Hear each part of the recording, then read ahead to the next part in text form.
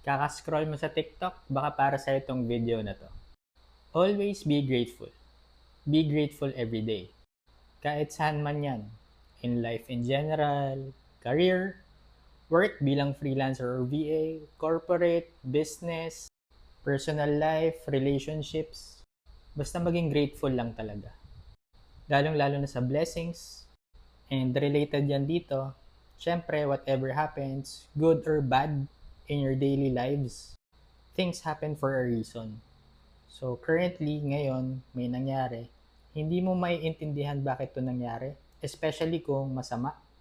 Maiintindihan mo siya in the future kung bakit nangyari. Kasi hindi naman yun ibibigay ni Lord sa atin, yung challenge na yun, kung hindi natin kaya lampasan at kung hindi tayo magiging stronger from it.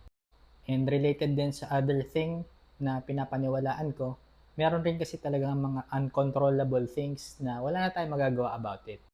Related sa things happen for a reason. And ang related saying na isa sa mga pinakagusto ko, always do your best and God will do the rest.